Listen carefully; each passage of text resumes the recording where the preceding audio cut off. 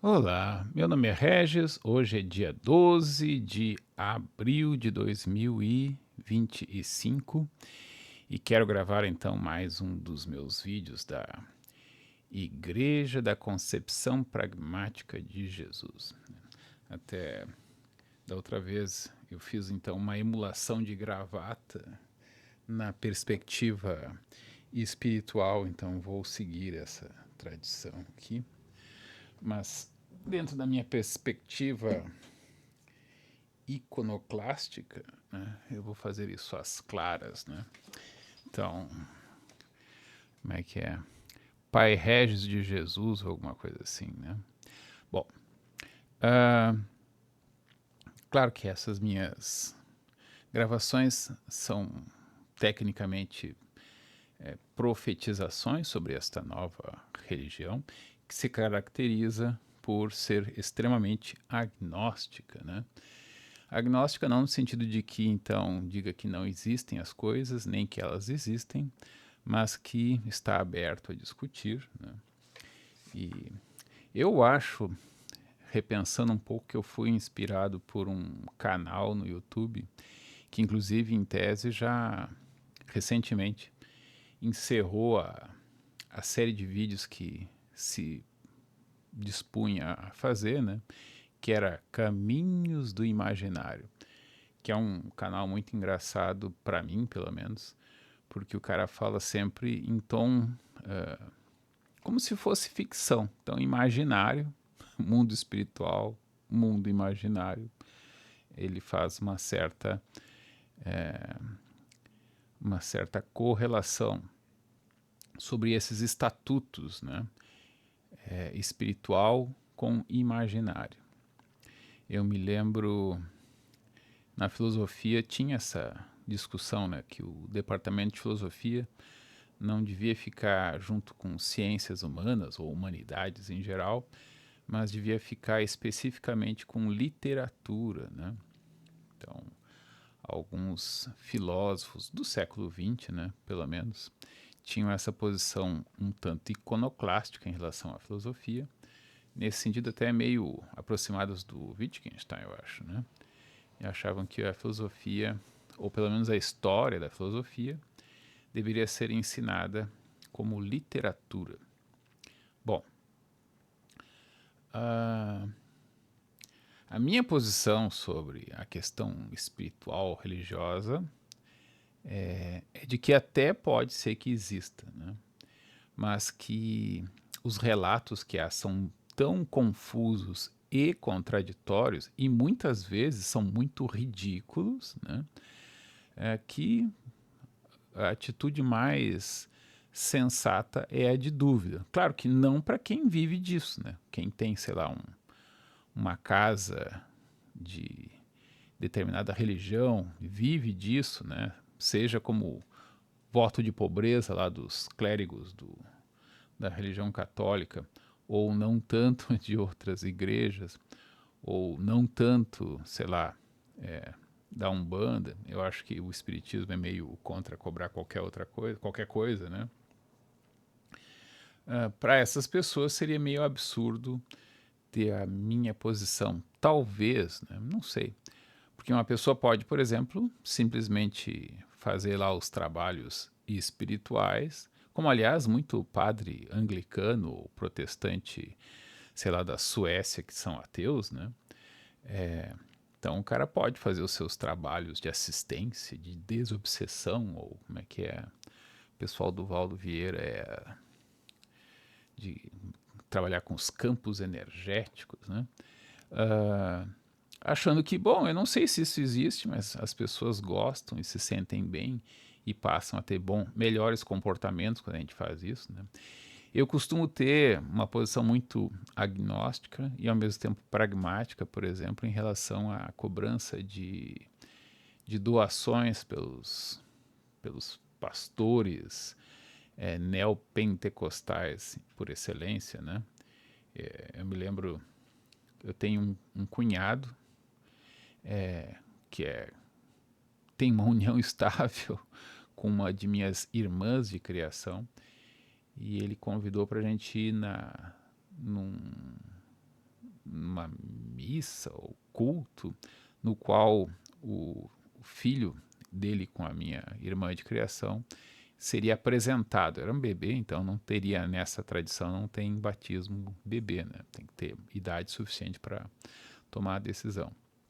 Mas o que me chamou a atenção foi que o pastor pediu umas 8 vezes, não é 8 vezes assim um número aproximado, acho que eu fui contando, posso ter me perdido, pode ter havido mais de 8 vezes, mas eu contei pelo menos 8 ocasiões em que ele pediu dinheiro. E eu costumo dizer que isso é positivo, porque geralmente o problema das pessoas não é principalmente ganhar pouco dinheiro, mas é gastar todo ele. Então as pessoas ganham pouco dinheiro, isso é ruim, mas elas gastam todo ele. Tá, se poderia argumentar que em algumas situações o que ela recebe está muito próximo da estrita subsistência. E eu vou dizer que isso quase nunca é verdade. Sei lá, a pessoa teria que ganhar só R$ 400 por mês para estar na estrita subsistência, ou seja, só conseguiu comprar comida e era isso, sei lá, e água. É muito raro, né? E geralmente as pessoas vivem em famílias que meio que se ajudam, então a economia de 3, 4 pessoas é mais eficiente que a de uma só sozinha, né? Então é muito raro as pessoas realmente gastarem tudo o que ganham porque era estritamente necessário. E claro, aqui eu estou sendo muito estrito em dizer o estritamente necessário. Mas enfim, pessoas que ganham pouco, tendo de juntar dinheiro para levar no culto e dar para o pastor, elas acabam desenvolvendo uma certa capacidade, uma certa disciplina de poupar, né? E isso é uma vivência, né, muito valiosa. Digamos que a pessoa fique 10 anos naquela comunidade, gastando muito dinheiro, mas em 10 anos eles aprendem a ganhar talvez um pouco mais de dinheiro e poupar uma parte disso que ganham, né? Isso, claro, é um aprendizado até meio rápido, né? Mas que, enfim, sem esse empurrãozinho, talvez, do desespero e do misticismo, muitas pessoas não conseguem ter. Então, não temos nada... Até no meu primeiro vídeo, eu coloquei lá o meu Pix, né? Então, pessoas que quiserem doar dinheiro para a Igreja da Concepção Pragmática de Jesus, que é essa que eu então estou no longo processo de criação, podem fazer doações. Eu aceitarei com humildade e gratidão e vai ser melhor para vocês do que para mim. Eu rio, mas é verdade. Estou aceitando, não tem problema. Bom, essa perspectiva, digamos assim, entre agnóstica e pragmática, tem em consideração a seguinte questão, cuja resposta não é simples, eu não tenho uma resposta clara. Para muitas pessoas, é melhor ter uma religião. Eu, particularmente, não acredito em nenhuma. E a acreditar na Igreja da Concepção Pragmática de Jesus, intrinsecamente, sugere não acreditar. Então, voltando lá para a coisa mais fundamental, que história é essa de concepção pragmática de Jesus? Jesus pode até ter existido uns 10 caras que foram a base da mitologia em torno de Jesus. A gente tem hoje 4 evangelhos sinópticos, né? E tem mais as cartas e não sei o quê. Mesmo as cartas, que é o que tem mais chance de não ser apócrifo, no sentido de que não são aquelas pessoas que escreveram, ou seja, não foi Paulo ou Saulo quem escreveu, mesmo No caso das cartas e outros documentos atribuídos a Paulo de Tarso, nem todos têm lá muita chance de serem deles. Ou dito de outra maneira, alguns se tem certeza que não foi ele, os outros se tem dúvida, se acredita que pode ser que. Em relação aos evangelhos, 4 se tornaram mais famosos e foram acolhidos pela nascente Igreja Católica conforme ela foi se institucionalizando dentro do Império Romano, né? Mas havia uma grande quantidade de evangelhos, de narrativas, né, sobre a vida de Jesus, ou sobre, não tanto a vida, mas, bom, alguns é sobre a vida, mas é sobre a missão, sobre o momento de ensino, de trabalho religioso de Jesus. Tem talvez 2 que eram relativamente famosos, mas não combinavam muito com os outros 4. Então foram excluídos. Mas a questão é que tem Jesus para todos os gostos. Tá, não para todos os gostos. Não tem o Jesus estilo Maomé que sai aí guerreando, né? Mas, bom, talvez até tenha, não tenho conhecimento de todos os evangelhos. Na verdade, eu também não tenho conhecimento sequer completo dos 4 evangelhos, e nem é porque eu não entenda o grego, o tipo de língua grega que foi usado na escrita. É porque eu simplesmente realmente não li tudo, né? Mas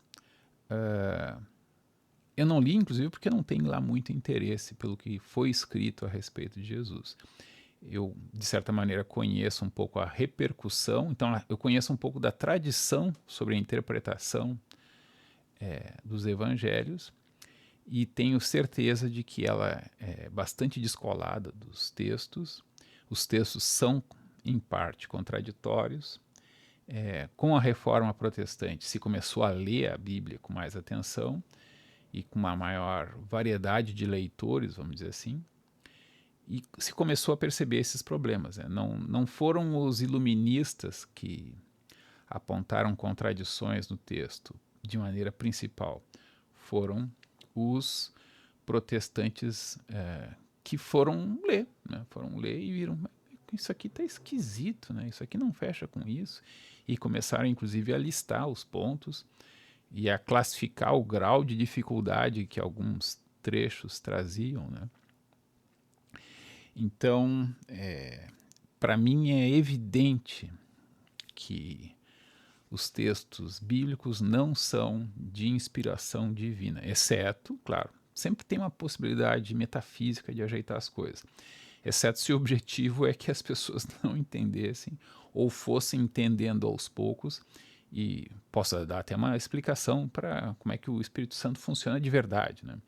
Então, ele deixa as pessoas se confundirem e aos poucos, conforme a humanidade vai estando preparada, a correta interpretação vai sendo lentamente desvelada, inclusive pelos acadêmicos que apontam os problemas, né? Então, não vai ser negando que há problemas que se vai chegar a uma melhor interpretação. Dito de outra maneira, agora é a moda dizer que o Bolsonaro ou que o Trump está jogando um xadrez 4D ou 5D, né? Então é mais fácil ainda, a tradição é mais antiga, porque se pode dizer que Deus ou o Espírito Santo joga um xadrez 50D, sei lá quanta, a complexidade, ou infinitamente complexo, no sentido mais forte que infinito pode ter, que é um infinito atual, né? Não um infinito procedural, que tu sempre pode somar mais um ou subtrair menos um, ou somar no ângulo mais i ou menos i. Enfim, Jesus como nós o conhecemos, é uma ficção. Provavelmente houve vários messias, ou seja, várias pessoas com que o povo levou mais ou menos a sério, como alguém que pudesse trazer de volta a independência política e religiosa de Israel, Judá, enfim, do povo ali de Jerusalém, que tinha uma religião mais ou menos relacionada com o Velho Testamento. E ao ser reconhecido como alguém com essa potencialidade, foi então denunciado pelos próprios judeus que estavam colaborando com o regime, sei lá, grego ou depois romano, na época do Jesus hipotético, mais ou menos histórico, seria o domínio romano,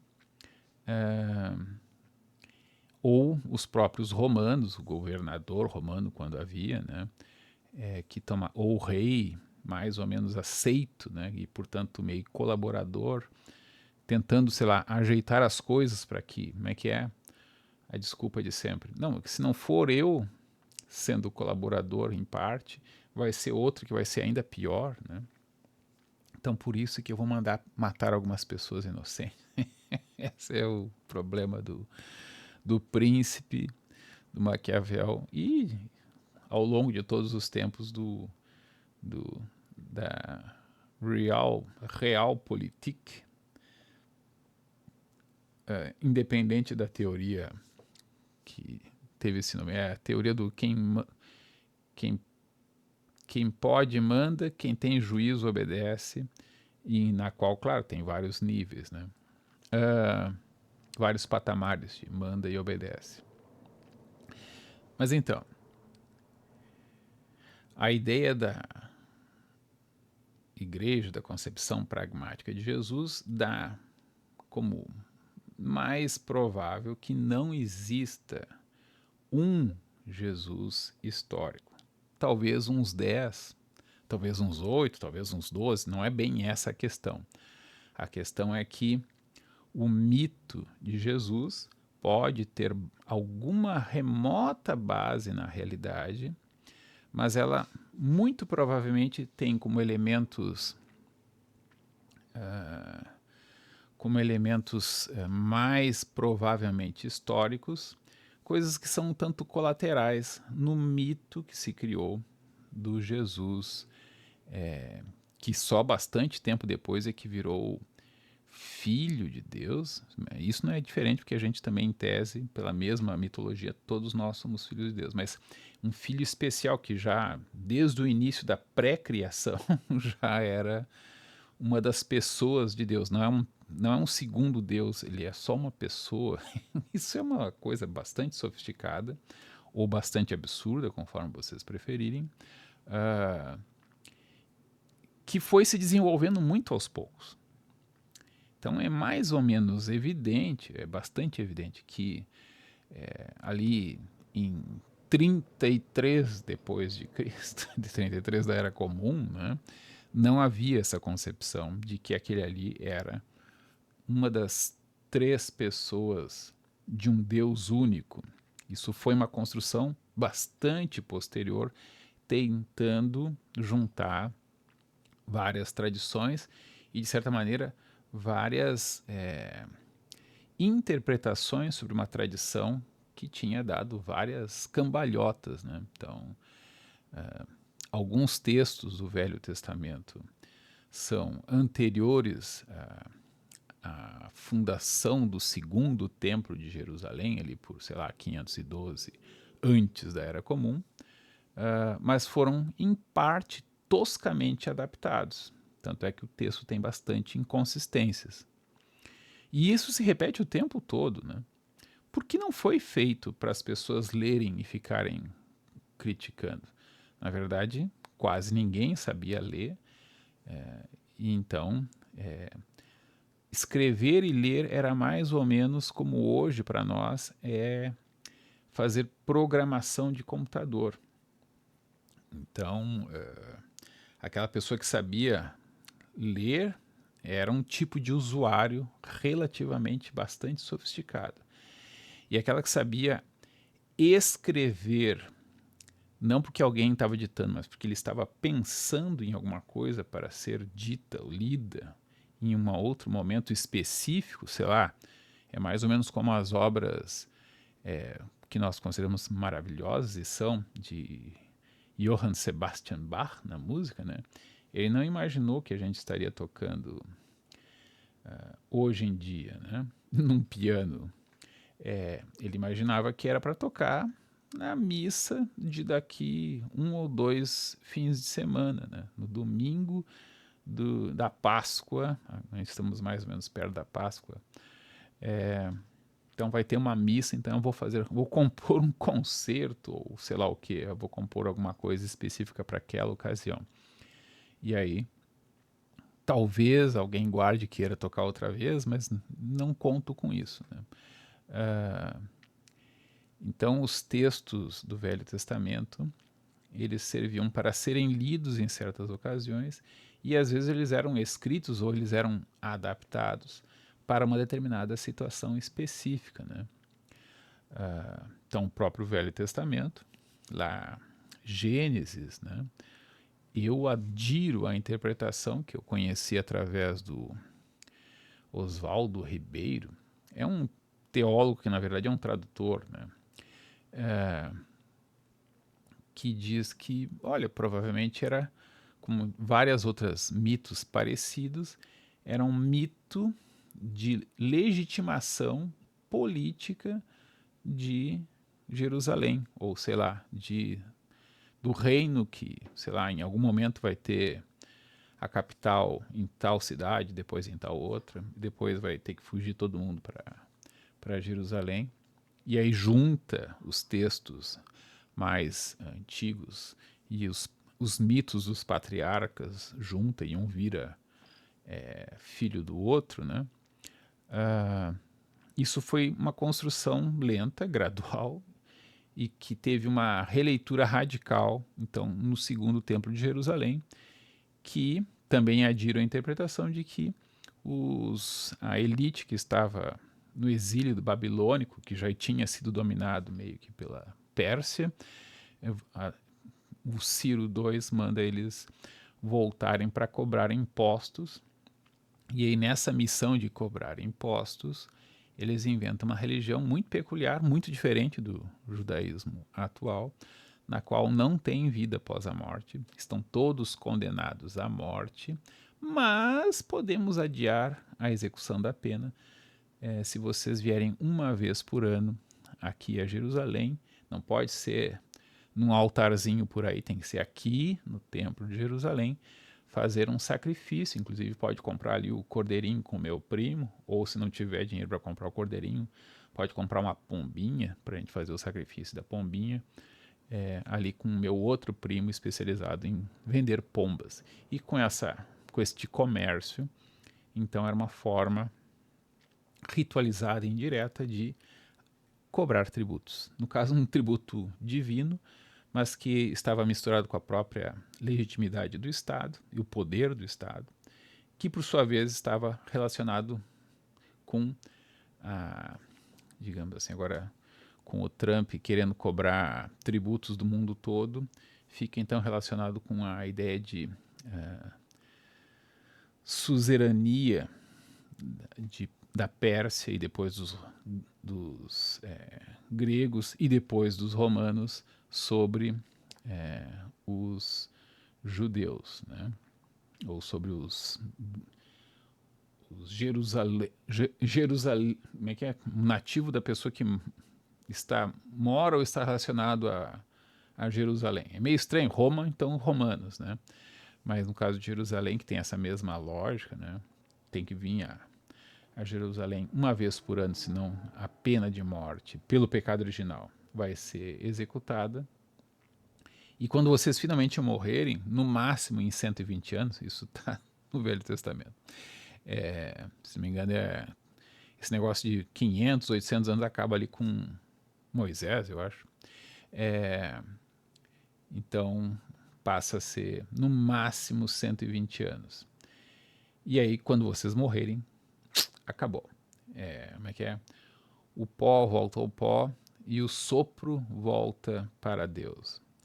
Claro que isso vai ser interpretado depois como uma espécie de permanência, e aí vai ter a ideia de que o Deus que criou uma vez pode criar uma segunda vez, uma segunda e definitiva vez.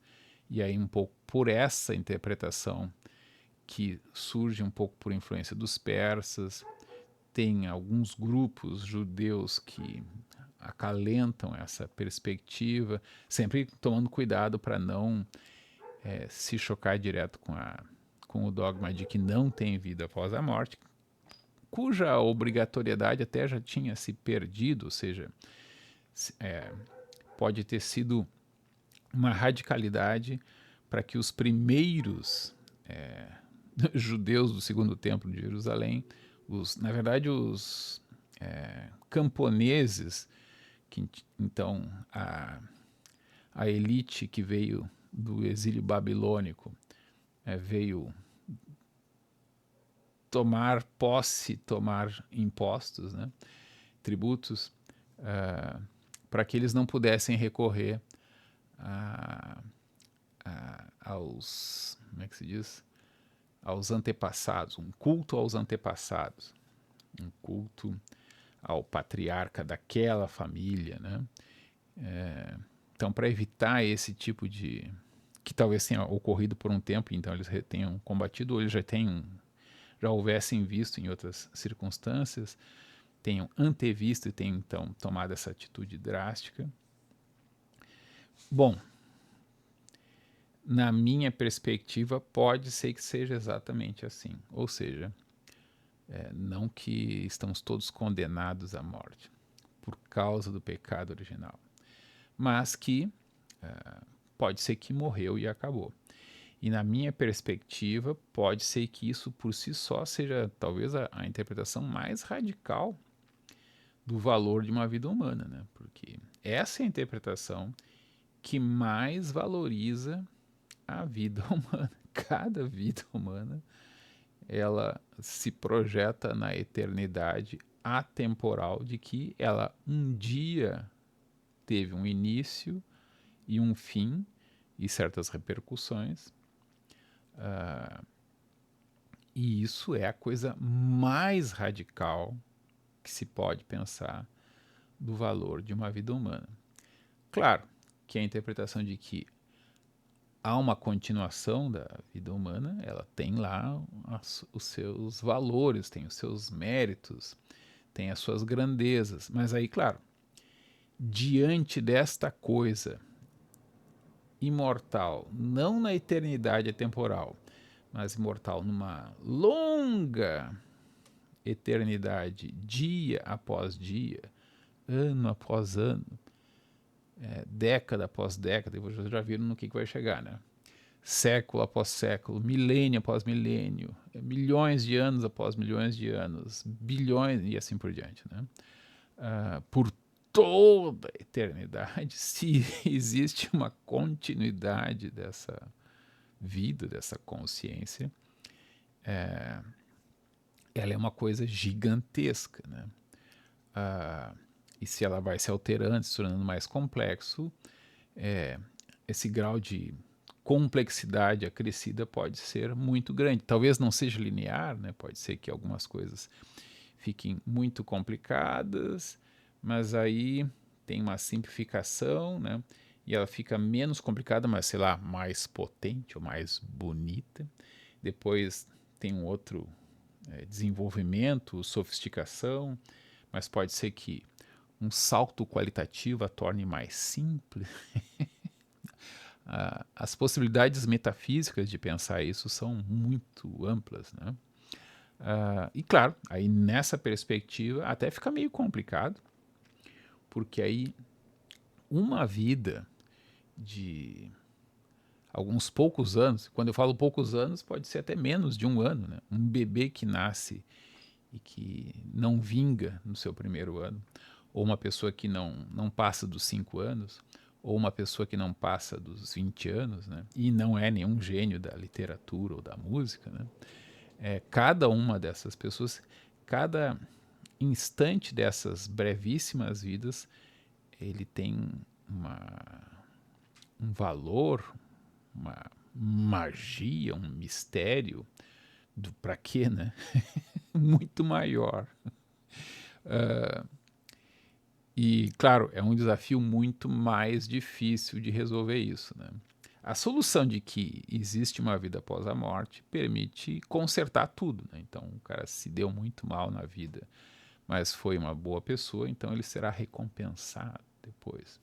Ou nas perspectivas, sei lá, orientais, tipo budismo ou hinduísmo, ou o recentíssimo espiritismo, ou, sei lá, um bandismo, a conscienciologia do Valdo Vieira, né? Todas elas têm uma explicação muito mais fácil. Não, calma. Começa, sei lá, desde eu não sei quando é que começa, em que grau de simplicidade começa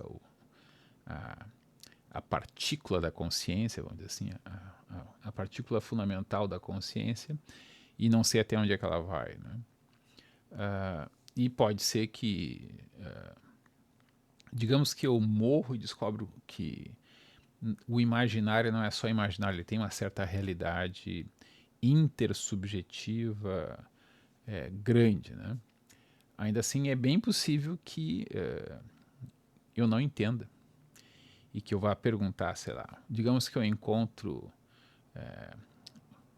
um ou 10 dos Jesuses, né? Eles dizem, a gente também não sabe, né? Inclusive, né, eu era um agitador, o pessoal me tirou para santo. Ou encontro, sei lá, Allan Kardec, ele me diz, não, mas eu era um professor de matemática do ensino médio, que nem tu de filosofia, sei lá como é que é isso, né? É muito complicado, né? Vai falar com alguém mais inteligente, né? Eu li muito, mas não entendi. Pode ser que ele me diga isso, né? Eu vou falar lá com o Chico Xavier, né? E ele, meu filho, não sei, né? Os espíritas mais famosos são todos meio... todos muito carolas. Entre carolas e... acho melhor eu não dizer. O Valdo Vieira, né? Aí eu tenho a confusão mental porque tem entrevistas do Valdo, sei lá, com um pouco mais ou menos a minha idade, entre, sei lá, 55 e 60 e poucos anos, e tem ele já com 80 anos falando com uma voz assim, mas sempre muito radical, muito maluco de certa maneira, com aquele vocabulário que eu até acho fácil de entender, mas que ele cria uma barreira muito engraçado. Eu duvido que aquilo tenha ajudado muito a estruturar o pensamento, mas tudo bem. É uma doença, talvez, da matriz cultural que ele se identificava. Então ele me diz que, olha, eu fui lá pelo que eu consegui entender, mas o meu estado de pré-serenão, que ele dizia, não é suficiente ainda para entender. O que eu acho que é, ele diz lá uma coisa louca, meio socialista, ou meio, como é que se diz? Meio carola. Ele não era carola, mas às vezes ele parecia, é muito engraçado. Para mim, o Valdo Vieira é um personagem muito mais interessante do que... Não estou dizendo que ele seja melhor no sentido de mais santo, né? Muito pelo contrário, mas é muito mais divertido do que, sei lá, Chico Xavier, Bezerra de Menezes. São figuras que a gente nem conhece na prática, né? Então o Valdo Vieira é um que foi muito filmado e era muito de ficar falando horas e horas. Eu até já estou aqui 34 minutos agora, estou pensando aqui se eu vou emular muito. É claro que isso aqui ele iria rir muito, mas eu rio também muito dele todo vestido de branco. Enfim, tem muito material, muito divertido. A conscienciologia do Valdo tem muita lógica, mas, é claro, nos vídeos dele no YouTube diz assim: não acredite em nada, tenha a sua própria vivência. Então, a igreja da concepção pragmática de Jesus também propõe isso. Mais recentemente, eu vi que essa minha posição bastante cética em relação ao Jesus, digamos assim, mitológico, seja do cristianismo católico, seja do cristianismo protestante, seja do cristianismo mormon, como é que é, dos santos dos últimos dias, seja do Jesus Cristo mistificado dos espíritas, né? O Volo tinha essa posição de que o Jesus era o JC, ele era um guri, não teve tempo de nada, tinha só 33 anos, não entendia nada, ficava muito desassossegado, que ele interpreta como tinha surtos, né?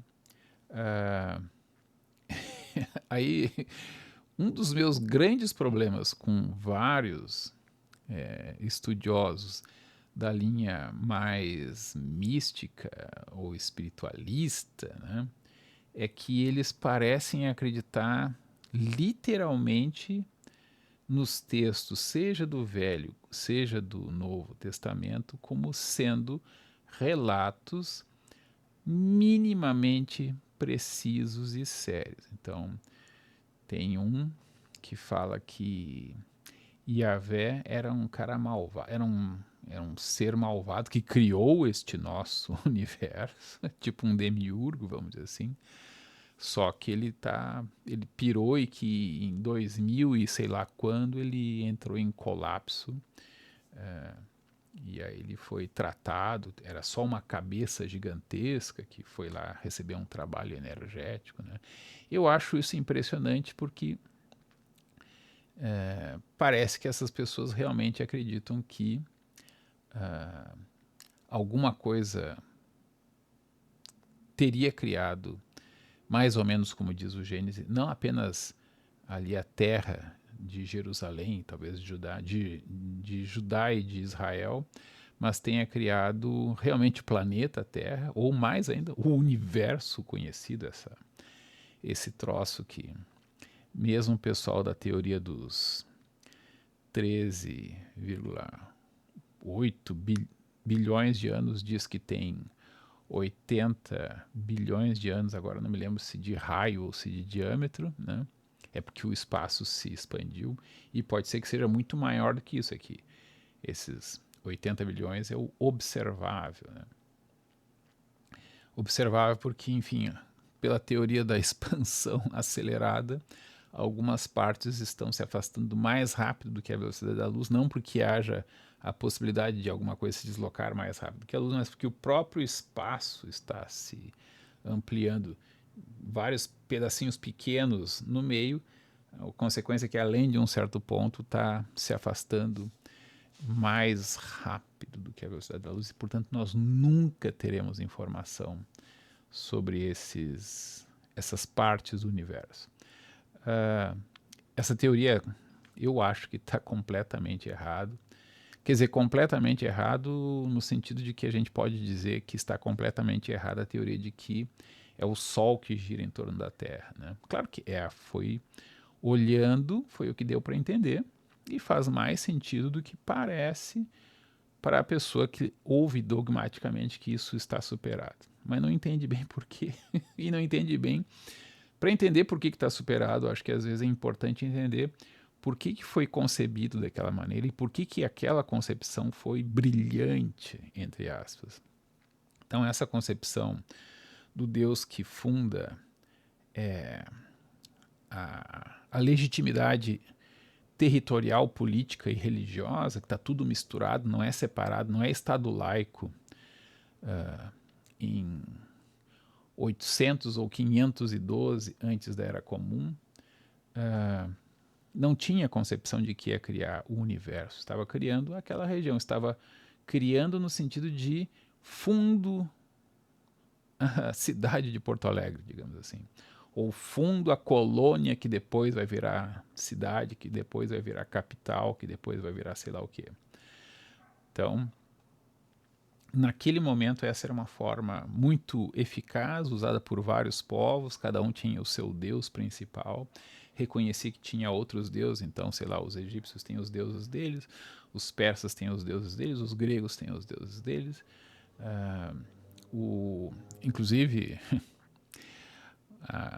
eu tenho uma interpretação que muita gente não gosta, que é a seguinte: os santos da Igreja Católica têm a mesma lógica política dos deuses do panteão romano, ou seja, tragam seus deuses, né? Os seus deuses serão incorporados ao panteão dos deuses romanos, Júpiter, Júpiter, os romanos eram Júpiter, é o principal dele, mas já é assim uma segunda geração de uma revolução dos deuses, que segunda ou terceira até, acho que é a terceira revolução, ou terceira geração. Então tem a segunda revolução e a primeira revolução e a segunda. Tem a primeira geração, primeira revolução, segunda revolução, se não me engano é essa, a do Júpiter, né? Meio que copiando a tradição do Zeus grego. E depois vai ter talvez a do Hércules, né? Tem aquele poema, agora não me lembro se é do Hölderlin, né? Que o Hércules vai lá salvar o Prometeus, que está amarrado pela punição de Zeus, né? Então, como houve uma nova revolução e agora os semideuses é que tomaram conta, o Hércules, ou Heracles, eu não me lembro se o poeta seguiu mais a tradição grega, talvez fosse mais chique, ou a tradição romana, mas vai lá o Heracles, Hércules, salvar o Prometeu, e aí eles têm consequências dos seus milênios. Então o Hércules fica impregnado da sujeira dos estábulos, né, pela eternidade, digamos assim. E o Prometeu, que ficou lá amarrado, a imagem literalmente desse poema, que eu não tenho certeza se é do Hölderlin, é de que ele,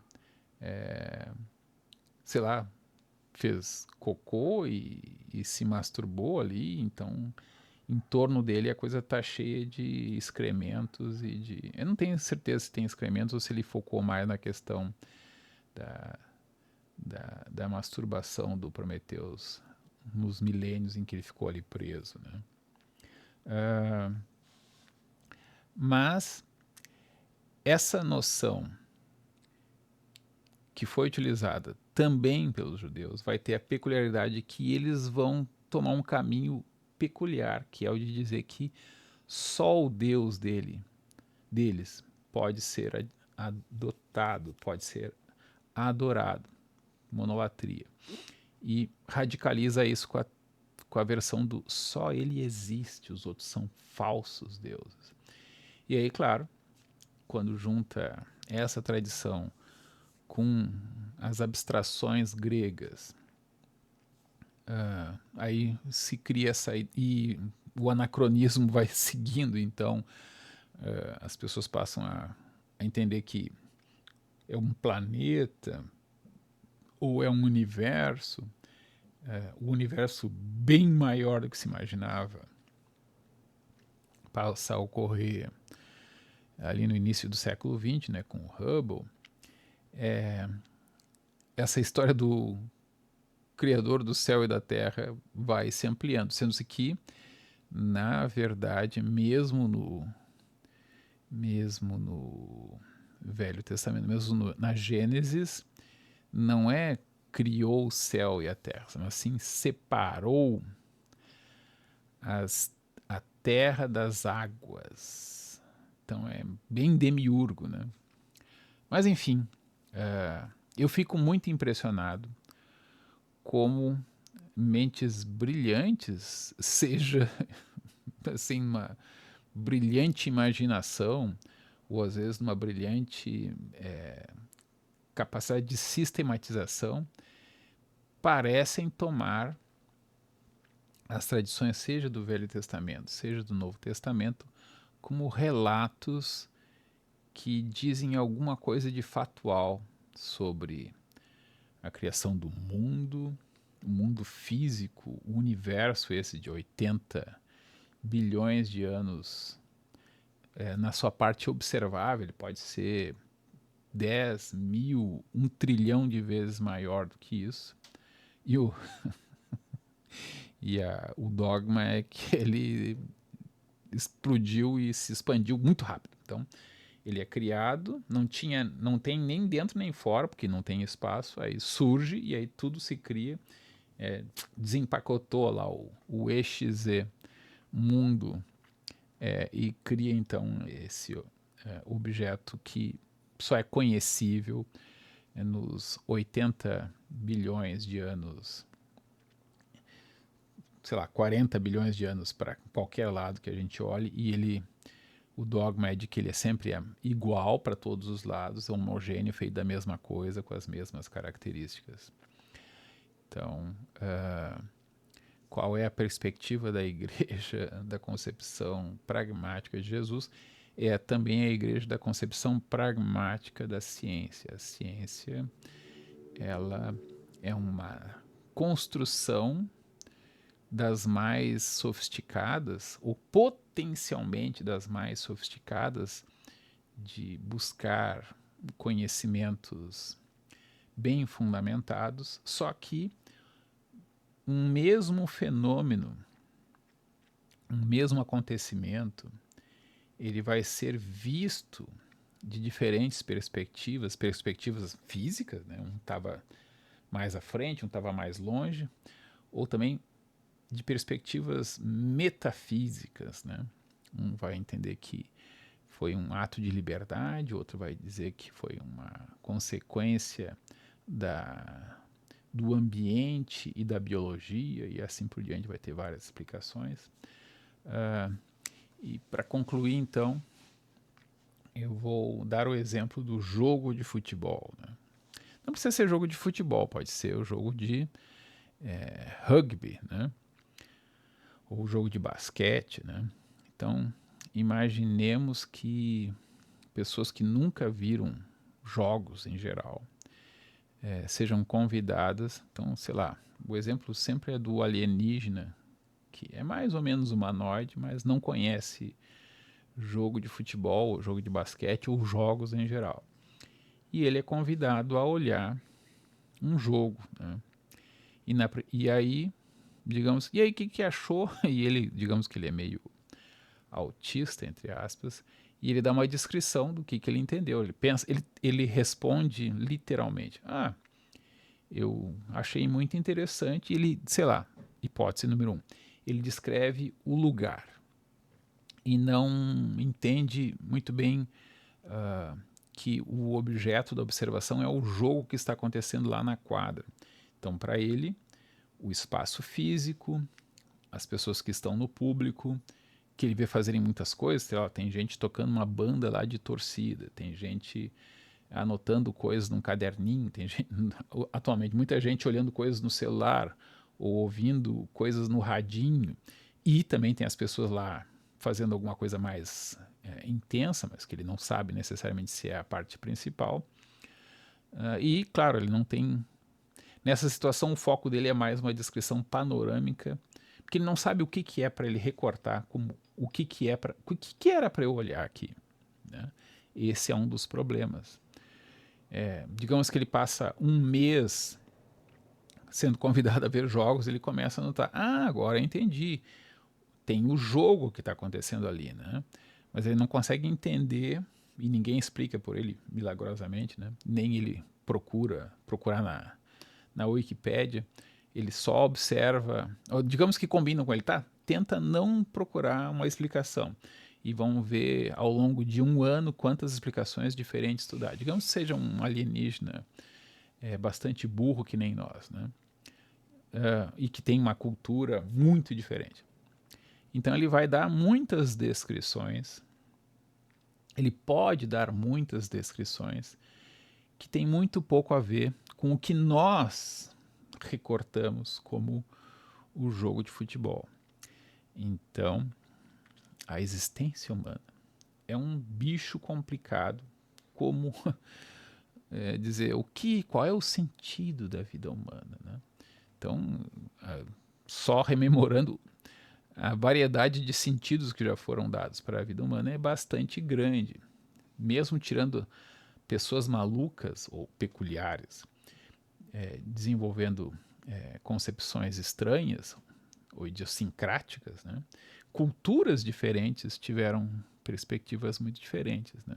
Principalmente quando eles fazem a versão do que seria uma vida após a morte. Então, é bastante comum as culturas desenvolverem noções de vida após a morte, mas o que elas vão dizer que é uma vida após a morte vai depender também muito do que elas consideram que é mais valoroso, o que é uma vida que vale a pena, o que seria interessante que se repetisse ou que continuasse numa vida após a morte por um tempo bem mais longo do que a vida comum, né?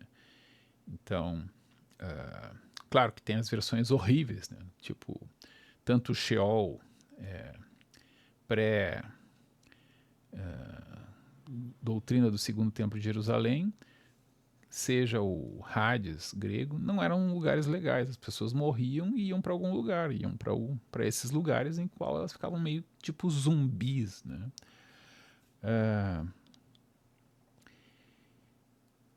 Tem as versões mais interessantes e mais horripilantes, tipo a versão persa do zoroastrismo. Os que apostaram no Deus errado vão para os rios de fogo, os que apostaram no Deus certo vão para o jardim, para o paraíso, né?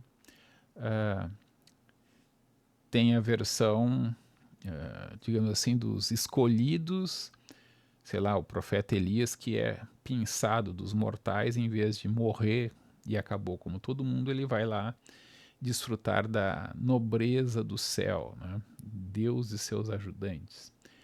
Tem a versão cristã já, sei lá, de 200, 300 anos da Era Comum, na qual as pessoas especiais viram santos, que então fazem parte, sei lá, dos ministérios do serviço público ou divino, né? Do serviço divino, né? Do Deus que tem três pessoas já. Tem a versão... E as pessoas comuns vão ficar... Vivem, morrem, aí ficam em stand-by até o dia do juízo final, quando são recriados com o corpo. Enfim, é bem... Alguns, sei lá, como é que se diz? Os arrebatados já vão com o corpo para esse mundo dos Deus, as três pessoas, né? Os anjos e mensageiros e santos, né? E o resto vai ser recriado, sei lá, em Jerusalém, na Terra, por 1000 anos. Aí tem a escatologia bem complexa, contraditória, ou interpretada de maneiras diversas. Os espíritos têm a teoria evolutiva, né, que a gente começa, sei lá, da bactéria ou da aranha, ou sei lá do que, e vai evoluindo até chegar aos seres humanos, e depois vai para... Vou pegar a perspectiva do Valdo, né, vai para o serenão, e depois do serenão teria mais coisas ainda. Vai ter que inventar muita coisa para os trilhões e trilhões de anos, né? Tem a perspectiva em paralelo, assim como tinha as versões dentro do judaísmo que acreditavam que Deus que criou uma vez pode criar uma segunda vez, né? Tem as versões dentro do cristianismo que dizem que não, essa ideia de uma vida na eternidade, um dia após o outro, é muito simplório e parece um pesadelo, né? Se tu pensar muito a respeito. Então eles vão para a ideia de que não, Deus vai te dar a graça de poder contemplar, entender e sentir a sua maravilha, que é Deus, vamos dizer assim. E isso geraria um estado de êxtase fora do tempo, e essa seria a vida eterna, né? Só que eu sempre brinco, né? De vida eterna, que não tem processos, que não tem coceira, não tem sarna para se coçar, não é vida no sentido que a gente chama de vida, né? Então, a perspectiva dos espíritas ou do pessoal da conscienciologia é uma vida com sarnas diferentes para se coçar, né? Que tem incômodos que geram uma certa tensão e uma busca de como superar, né? Como resolver problemas. A ideia do Valdo é meio estoica demais e o serenão dele não fica claro se ele é tão sereno assim. Ele seria quase que um autômato, né? Ele não tem mais.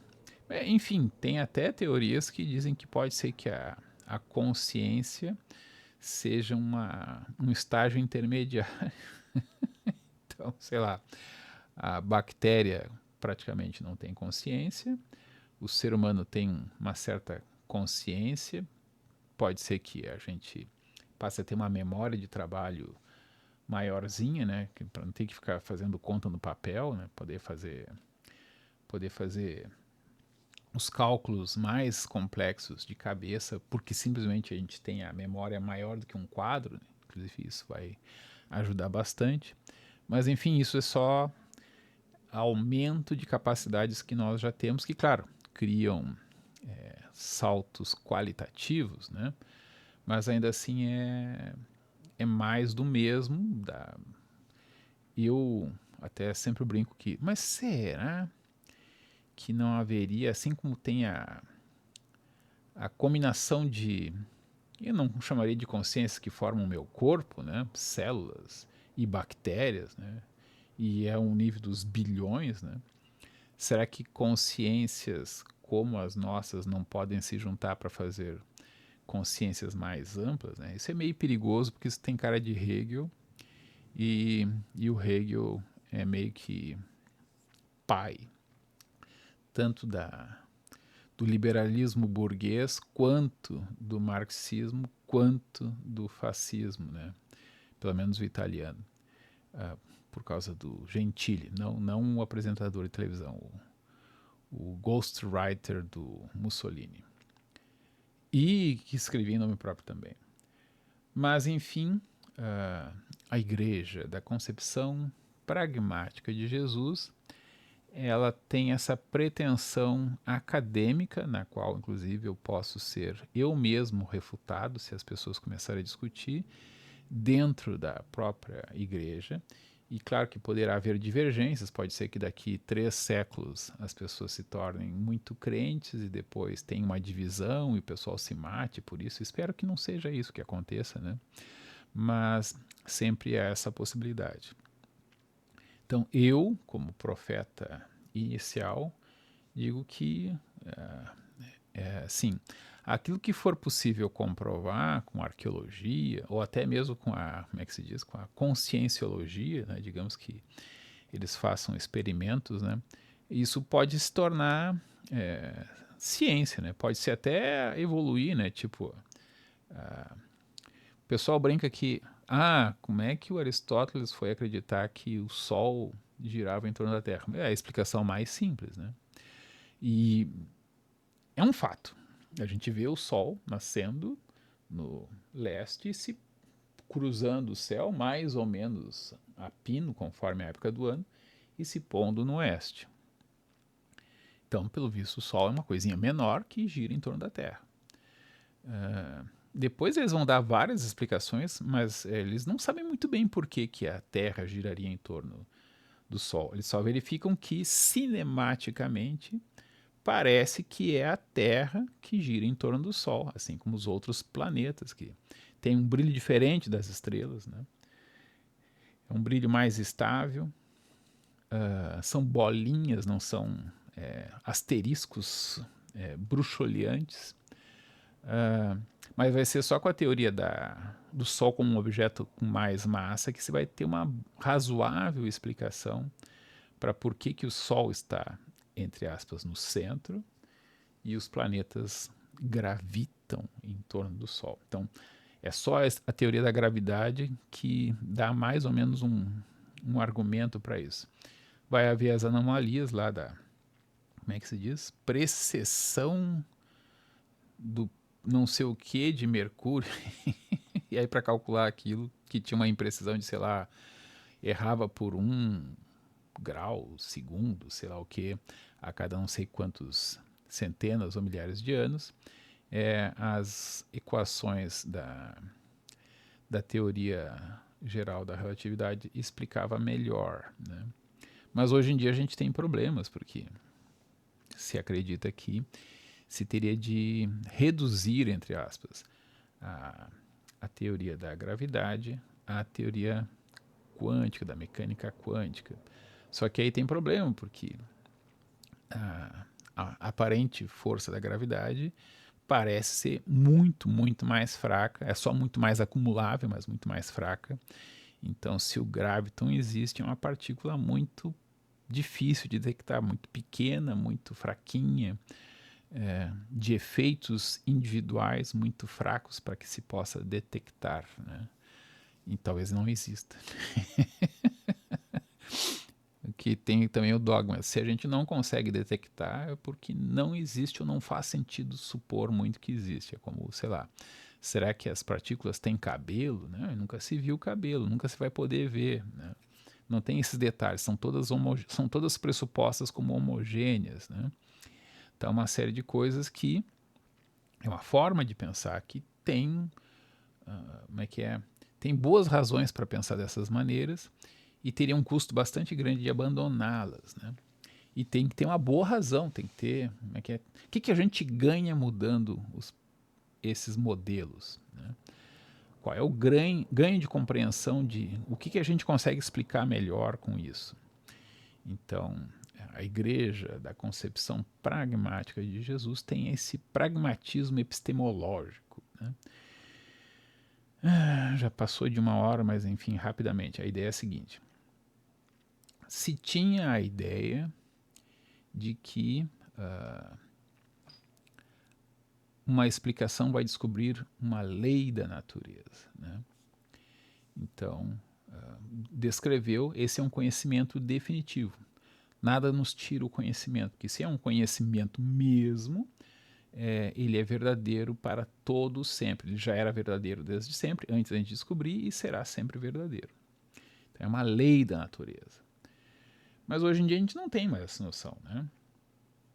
A gente tem a noção... Bom, tinha a divisão da concepção racionalista e da concepção empirista, né? A racionalista dizia que os fenômenos são meio confusos, o que vai dar racionalidade a eles é a nossa razão. Observando os fenômenos, a gente vai fazer uma engenharia reversa da realidade e vai descobrir qual é a realidade que está por trás, né? Mas o foco é na atividade racional sobre os dados brutos.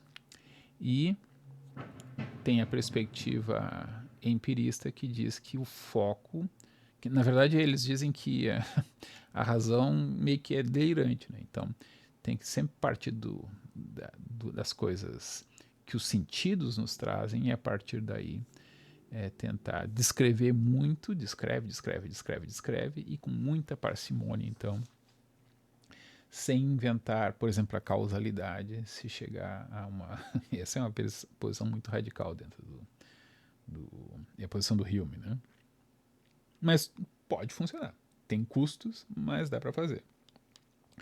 E com o Immanuel Kant, a gente passa a ter a ideia de que, olha, a realidade em si mesma não é diretamente apreensível, a gente só tem os fenômenos como eles aparecem para nós, como a gente pode vê-los ou utilizar um instrumento para ver um outro comprimento de onda, etc, para tentar ver regularidades.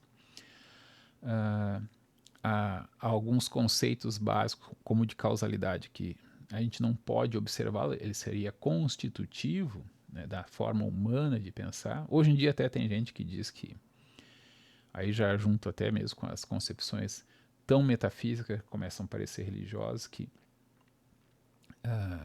a causalidade é uma forma, como é que se diz, de entender, é uma forma que ajuda a entender, mas não é como as coisas realmente acontecem, né?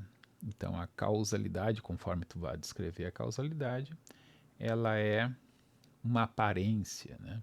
Ou é uma forma intuitiva para nós seres humanos, a nossa forma de estar no mundo é condicionada a isso. Então as questões também de qual é o sentido de uma vida humana, essas coisinhas que duram às vezes horas, meses, sei lá, na vida antes do nascimento, ou meses ou horas depois do nascimento, às vezes alguns anos, às vezes 80 anos, às vezes 60 anos com sanidade mental e outros 20, 30 sem tanto, né?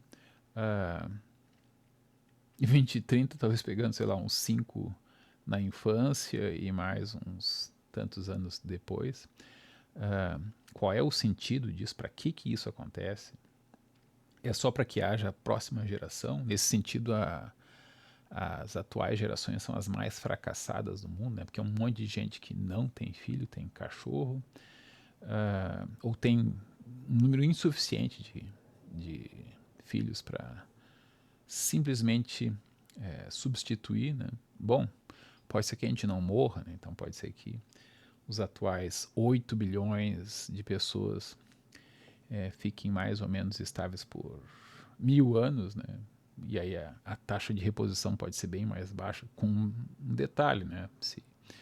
Se todo mundo deixar para ter filho aos 250 anos, pode ser que ninguém possa ter filhos aos 250 anos e a humanidade se extingue porque deixaram para fazer tudo antes de ter filhos. Mas, enfim, a ideia aqui básica é como nós vamos entender tudo isso.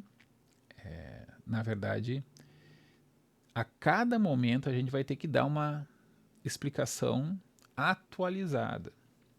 Então, o que é estudar filosofia, por exemplo? Eu sou formado em licenciatura em filosofia.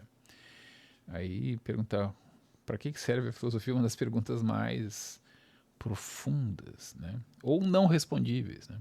Então, o que os filósofos fazem, né? Eu acho que vou deixar isso para outro dia, mas assim, resumindo, os filósofos veem isso que a gente acha que a gente acha que sabe. Por que a gente acha que isso é um conhecimento? Por que isso é mais do que que um mito, que uma narrativa, né? Então a filosofia surge com essa pretensão.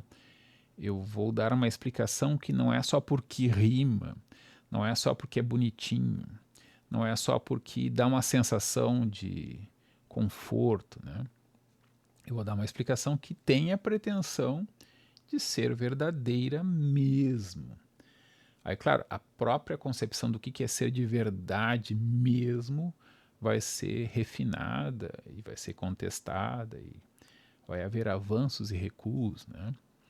E isso está intrinsecamente no seio da Igreja da Concepção Pragmática de Jesus, que praticamente não tem igreja e praticamente não tem Jesus, né? Mas tem a concepção pragmática, ainda que dentro da tradição da história da filosofia, pragmatismo tem uma certa especificidade que não estou considerando. Não é o meu foco, até porque eu desconheço, né? Em detalhes, com certeza eu desconheço. Eu sei que tem, já li alguma coisa, lembro de alguns autores, mas não saberia, por exemplo, fazer a conexão. Então, é uma coisa bem em aberto, né? Aceitamos doações, seja para o Pix, seja para as formulações, né? Eu, como primeiro profeta, sou apenas o primeiro que se propôs, né? Não tenho uma primazia. Não sou dono da marca. Na verdade, não tem a marca, né? Daqui a pouco alguém registra. Não serei eu. E, bom, por hoje, 1h09 era isso.